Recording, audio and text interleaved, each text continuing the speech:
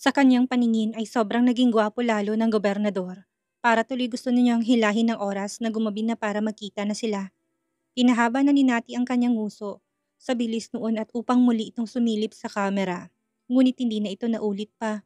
Nanatili na itong nakafocus sa kisame ng office. Stop doing that, Natalia. Hindi na ako makapag-focus. Lumakas pang tawa ni Nati. Lalong pinahaba ang nguso na para bang gusto nitong ikis mula kay Gaston. Pinatay na ng gobernador ang video call. Maya-may tumawag na lang ito sa phone number. Bakit mo pinatay? Saglit mo na nga lang pinakita sa akin ang mukha mo. Gusto ko lang namang mag-kiss. Problemadong napakamot na si Gaston ng kanyang ulo habang panaka-nakatingin ng sekretary niya na kanina pa may kakaibang ngiti sa kanyang labi bagamat hindi ito nakatingin sa kanyang mukha. Alam niya na narinig nitong buong usapan nila ni Nati at nasulyapan din nitong itsura ng kasintahan niya. Humanda ka sa akin mamaya. Ewan ko na lang kung hindi ka magsawa. Tanging naiusal ni Gaston na mas nagpa-excite pa sa kaluluwa ni Nati. Sige na, tapusin mo na yung kinakain mo at umuwi ka na. Hindi na mapalis ang ngisi ni Nati sa labi habang tinatapos niya ang pagkain kanyang in-order. Pumasok pa siya sa ilang butik upang magtingin ng mga damit na kailangan niya at magugustuhan niya sa lugar na bibilihin. Naglakad siya ng ilang minuto sa Burnham Park na sa huli pinagsisihan lang ng babae. Bakit? Naiinggit lang naman siya sa mga couple na nagdi-date habang magkahawak ng kanilang mga kamay. Siyempre, gusto rin niyang maranasan nilang dalawa yun ni Gaston na alam ng imposible. Pilit niyang maitagong mukha ng gobernador, ay malamang may makakilala pa rin sa kanya. Napadabog na lang ang yabag ng mga paa niya. Mukhang hindi yata matutupad ang pangarap niyang mamasyal sila dito. Tss, makauwi na nga lang. Pagdating niya ng mansyon ng mga Barcelo, ay naroon na si Doña Josefina, na ilang minuto pa lang din nakararating kaagad siyang tinanong ng matandang Donya kung kamusta ang unang gala niya sa Baguio. Ayos lang naman po. Maraming salamat po pala sa pagpapatuloy dito sa mansyon ninyo, Doña Josefina. Naku, wala lang yun iha. Hindi ka na rin iba sa amin. Siya nga pala, gusto mo ba akong samahan na mag-harvest ng mga gulay sa likod ng mansyon? May mga tanim kami doon at panahon na upang anihin sila. Bago yun sa pandinig ni Nati. Bilang anak ng isang mayaman, never pa niyang na-experience ang bagay na yon. Walang gatol siyang pumayag matapos na magpalit ng pangbahay niyang damit. Binigyan siya ng matandang donya ng gloves na agad niya namang tinanggap at ginayang ginawa nitong pagsusuot. Sumunod lang siya sa kanila kasamang mga maid na may dalang ilang basket na malamang ay lalagyan ng kanilang kukuning gulay. Kuminang sasaya ang mga mata ni Nati nang makitang maraming tanim. Ibig niyo pong sabihin ay ang ibang vegetables at mga ingredients niyo na ginagamit sa pagluluto, dito niyo po kinukuha sa greenhouse na ito, Doña Josefina? Manghang tanong niya na hindi makapaniwala. Oo, iha. Lalo na yung mga sangkap sa salad. Mas masarap kung sariling ani at walang pesticides. May mga tao akong inuupahan para linangin ang taniman. Silang nagtatanim, nagdidilig, silang nag-aalaga dito. Ako, binibisita ko lang. Pero alam mo iha, nung malakas pang katawan ko, ako lahat ang gumagawa. Ang bunga kala ni Natay porket mayaman ng Barcelo ay lahat binibili nila. Hindi niya tuloy mapigilang isipin na kaya marahil healthy pa rin si Gaston sa kabila ng edad nito ay dahil siya mga yon. Healthy ang mga pagkain niyang kinakain mula sa healthy nilang taniman sa likod ng kanilang mansyon. Gusto mo bang kumain ng fresh salad mamaya? Kompletong ingredients dito. Cucumber, lettuce, tomato, lahat matatagpuan mo dito. Mapagmalaking tanong ng Donya sa kanya. Pwede po ba akong kumuha ng mga tomato? Sige iha, yung mga hinog ha? May ingat ka at may tinik. Baka masugatan ng makinis na kutis. Kung iba lang ang babae at malapit ang edad sa anak niya si Gaston, inireto niya na sana ang dalawa. Nakikita ni Donya ang kabataan niya sa itsura ng bunsong anak ng mga Bentacourt. Maganda, inosente. Sige po, gusto ko pong matry. Sasabihin ko tungkol dito kay mommy pagbaba ko. Baka gusto niya rin magkaroon kami ng greenhouse sa likod. Basta yung ganito, kapag pumayag tutulong ako sa kanila. Tumatagaktak ang pawis ni Nati habang wiling-wili na manguha ng mga kailangan at pwede ng anihing mga gulay. Naisip niya na kapag doon na siya tumira, malamang ipalagi siyang sasama sa pag-harvest. Ang simple lang ng kanilang buhay. Marangya sila sa lahat ng bahay at mayaman din pala sila sa gulay. Parang ang sarap ditong manirahan, Doña Josefina. Fresh air, fresh vegetables at hindi rin maingay. Ngumiti lang ang Donya nang marinig yun mula kay Nati. Tumangutango bilang pagsang-ayon. Matapos nilang mag-harvest ay dumiretso sila sa kusina ng mansyon upang panoorin naman ni Nati Nahiwain ng mga gulay ng mga maid at gawing salad yun na kanilang kakainin sa hapunan. Wala pa man inatatakam na daon ng babae. Yun ang tagpong natagpuan ni Gaston na nagmamadali namang umuwi. Kanina pa siya message na message kay Nati at tawag ng tawag. Pero hindi siya nito sinasagot. Ang buong akala niya kung ano nang nangyari sa nobya.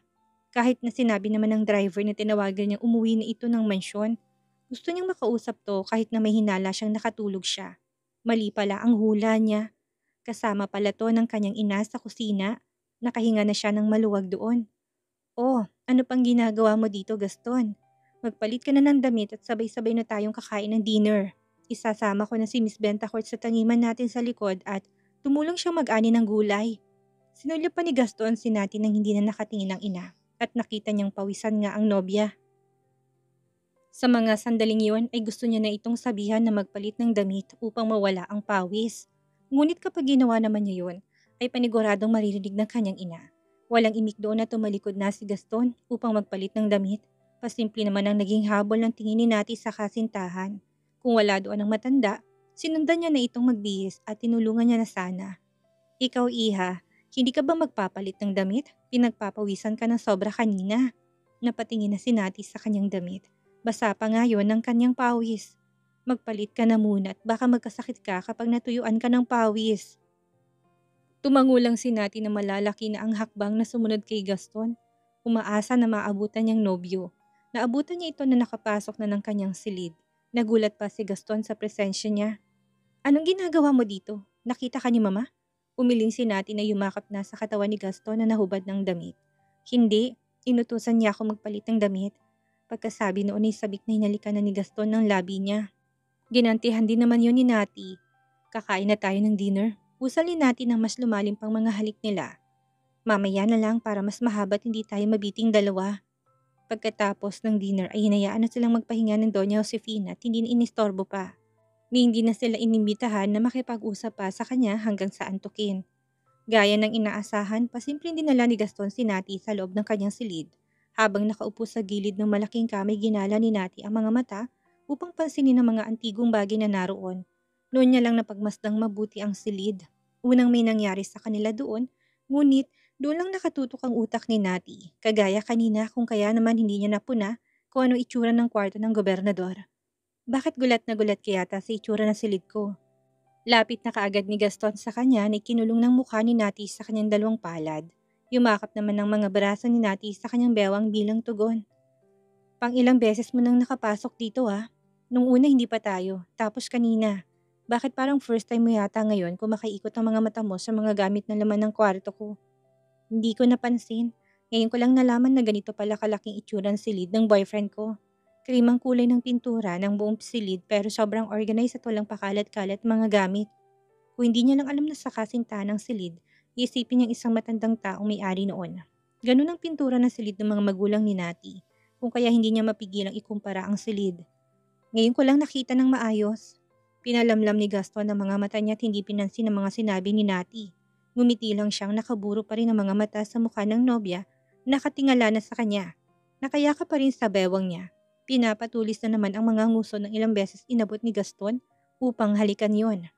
Ano, dugtungan na ba natin yung naudlot nating ginagawa kanina? Mahinang natawa si Nati na kinagat ng labi. Napakaharot talaga ng boyfriend niya. Sobra-sobra. Hindi niya sukat akalain na napaka-active nito pagdating sa ganung bagay. Kung gaano to ka-active sa buhay. Naman, kaya nga dinala mo ako dito, hindi ba? Dito ako matutulog sa silid mo ngayong gabi. Deklara pa ni Nati na sumiloy ng kakaibang ngisi sa kanyang labi. Napangisi na rin sa kalokohan ni Nati si Gaston. Of course, baby. Dito ka matutulog at susulitin natin ang buong gabi. Tugon ni Gaston na bahagyang itinulak ang katawan ni Nati. Pahiga ng kama at agad na dinaganan yon. Puno ng panunuksong ilang beses na hinalikan ang labi nito na panay naman ang habol sa kanya. Tuwing binibitin niya, tatanggalin yon sa bibig ng babae. Payag ka naman hindi ba? Wala kang magiging reklamo.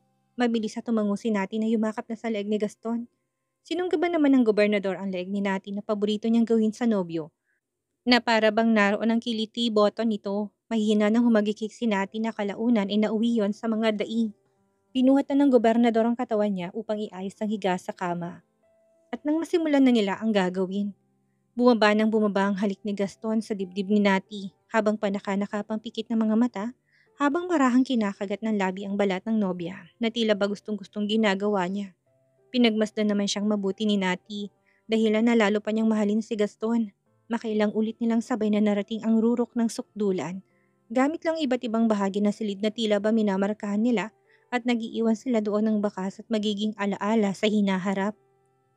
Nandyan ang makailang beses nilang gawin yon sa loob ng banyo, sa ilalim ng shower, balik sa kama. Sinigurado ng bawat simula ay may hindi makakalimutang wakas. Hinding-hindi ako magsasawa sa'yo. Kahit ako, Gaston, hanggang pagtanda ko. Dapat ikaw pa rin at ako. Tayong dalawa lang.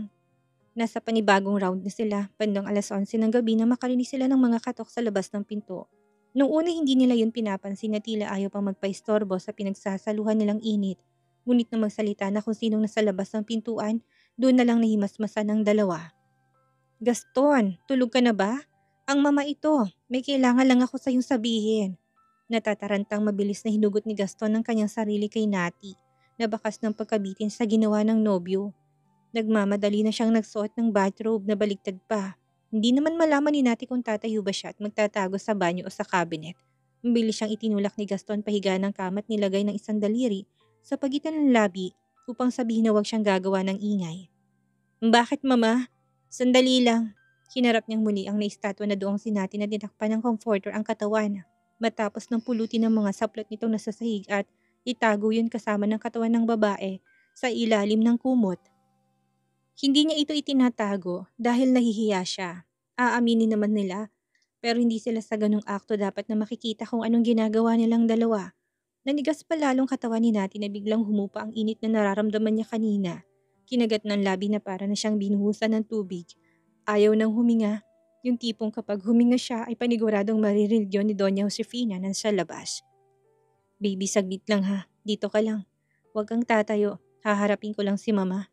Hinihingal na bili ni Gaston na pinili pa rin ang maging kalmado sa ganong sitwasyon.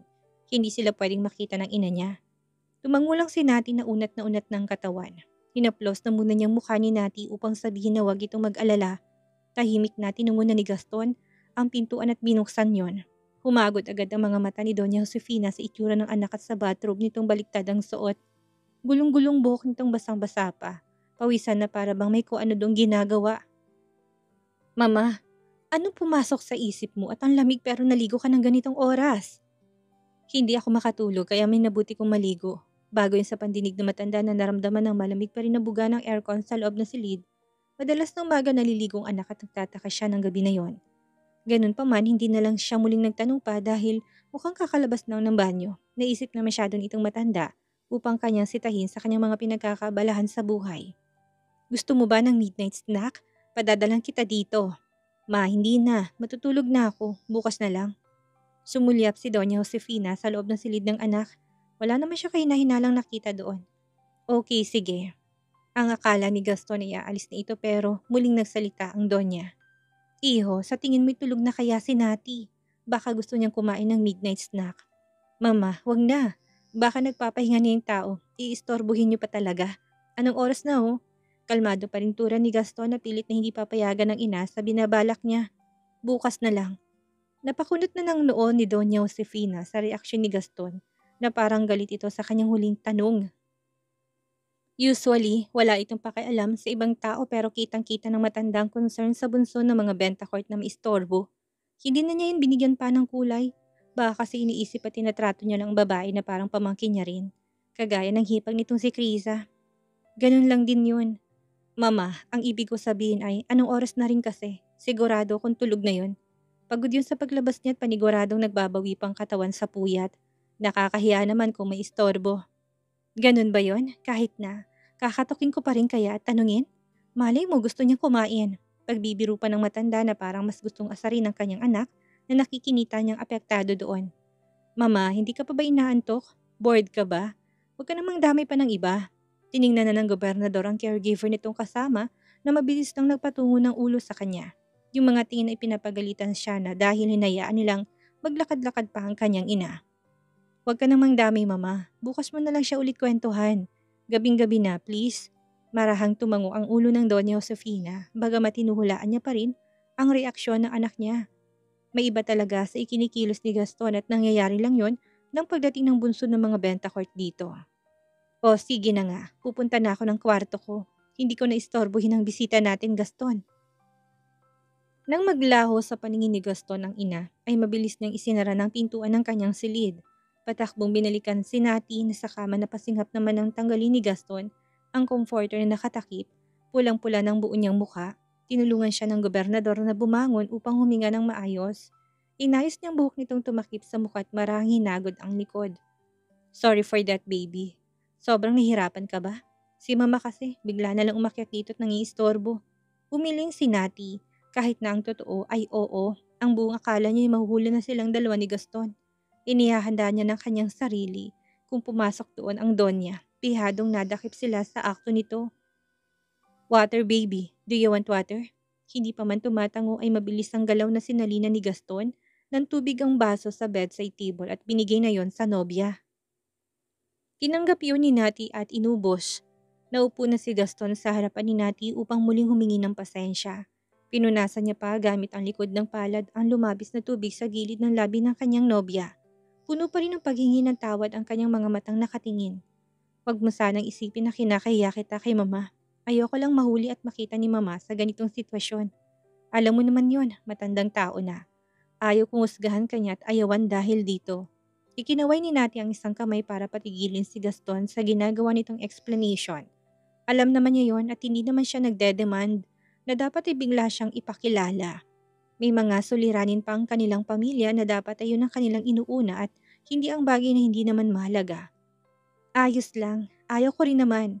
Makakarating to sa mga magulang ko at malamang magagalit din sila. Panandali ang binalot na nakakabinging katahimikan ng buong silid. Walang sinuman ang nais magsalita. Para bang nahulog silang pareho sa malalim na isipin. Hawak ng ni Gaston ng isang palad ni Nati na marahan niyang pinipisil-pisil. Nakatingin lang naman doon ang mga mata ni Nati na nag-iisip na rin. Gutom ka ba? Gusto mo ba ng midnight snack gaya ng alok ni mama? Umiling si Nati. Nag-iisip na mga sasabihin pa niya. Nang walang maapuhap ay pinili na lang na humiga. Sumunod naman si Gaston sa kanya tumabi. Yumakap na sa kanyang katawan na nakaharap sa kabila ng direksyon ng kama.